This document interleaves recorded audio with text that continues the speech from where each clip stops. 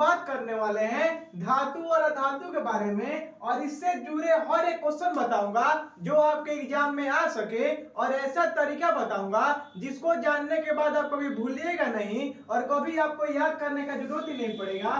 तो सबसे पहले आपको बता दें धातु के बारे में। तो देखिए, जो धातु होता है अधातु होता है, यह तत्व का एक भाग होता है।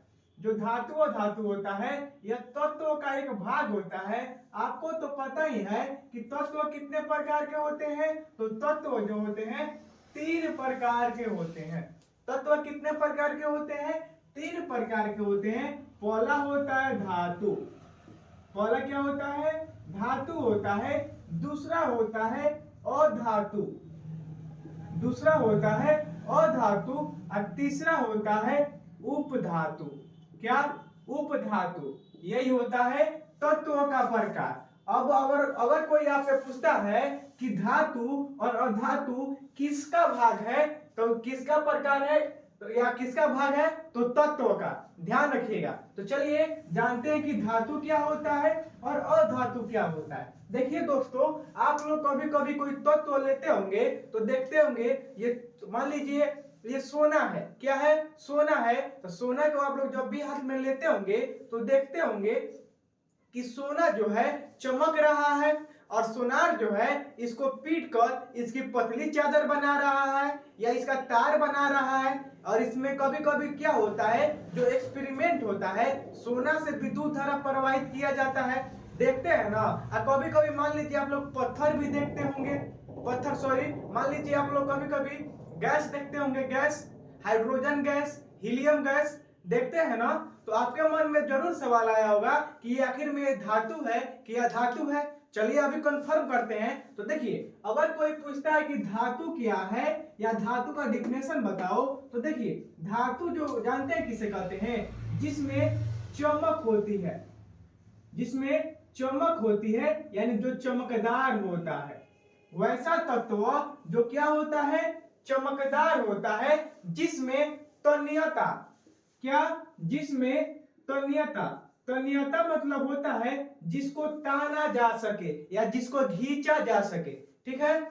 जिसमें जो चमकदार होता है जिसमें तन्यता, और एक होता है आघात वर्ध्यता।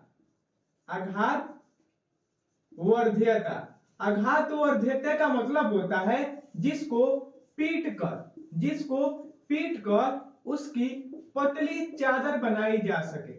जिसको पीट कर उसकी पतली चादर बनाई जा सके, वही क्या होता है? आघात वर्ध्यता। तो देखिए धातु में क्या बताए हैं? वैसा तत्व जो चमकदार होता है, जो चमकदार होता है जिसमें तन्यता आघात वर्ध्यता का गुण पाया जाता है।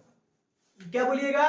वैसा तत्व जो चमकदार होता है जिसमें तन्यता आघात वर्ध्यता का गुण पाया जाता है। और एक बात हमेशा ध्यान रखिएगा कि जो धातु होता है वह विद्युत और ऊष्मा का सुचालक होता है।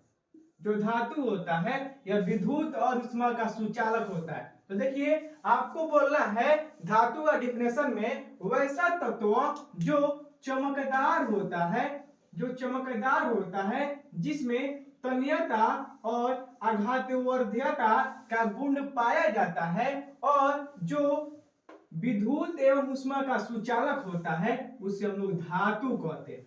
क्या कहते हैं? धातु कहते हैं। क्या बोलिएगा? वैसा तत्व जो चमकदार होता है, वैसा तत्व जो चमकदार होता है जिसमें तन्यता यानी जिसको ताना जा सके, और आघात वर्ध्यता यानी जिसको पीट कर उसकी पतली चादर बनाई जा सके, और जो विद्युत एवं ऊष्मा का सुचालक हो, तो उसे हम लोग क्या कहते हैं? धातु कहते हैं। हो जाएगा ना डिफिनेशन इतना बोल सकते हैं, वैसा तत्व जो चमकदार होता है जिसमें तन्यता आघात वर्ध्यता का गुण पाया जाता है, और जो विद्युत एवं ऊष्मा का सुचालक होता है उसे धातु कहते हैं।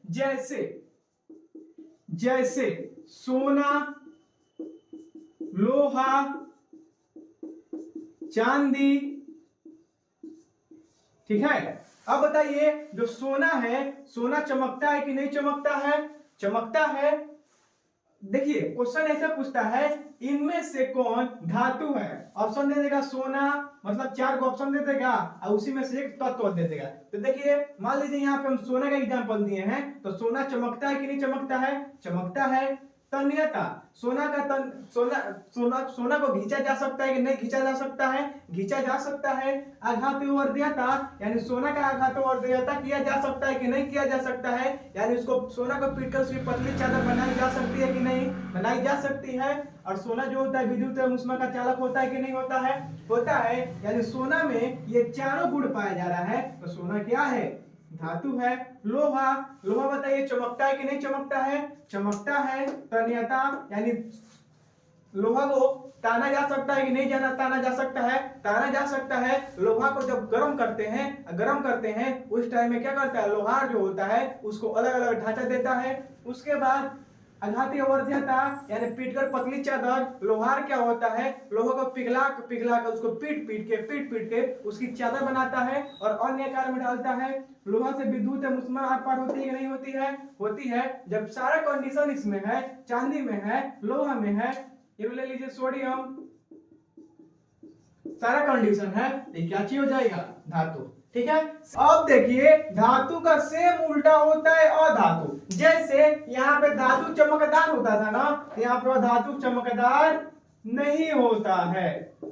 धातु में तन्यता का गुण पाया जाता था, लेकिन अधातु में तन्यता का गुण नहीं पाया जाता है। धातु आघातवर्ध्यता होती थी ना, लेकिन अधातु में आघातवर्ध्यता का गुण नहीं पाया जाता है। धातु में क्या होता था? इस विद्युत एवं ऊष्मा का सुचालक न होता था, लेकिन जो अधातु होता है विद्युत एवं ऊष्मा का सुचालक नहीं होता है। देखिए अब इसका डिफिनेशन कैसे बोलिएगा? वैसा तत्व जो चमकदार नहीं होता है। क्या बोलिएगा? वैसा तत्व जो चमकदार नहीं होता है, जिसमें तन्यता और आघातवर्ध्यता का गुण नहीं पाया जाता है और जो विद्युत एवं ऊष्मा का सुचालक नहीं होता है, तो उसे हम लोग क्या कहते हैं? अधातु कहते हैं। जैसे यहां पे ले लीजिए हीलियम, नाइट्रोजन,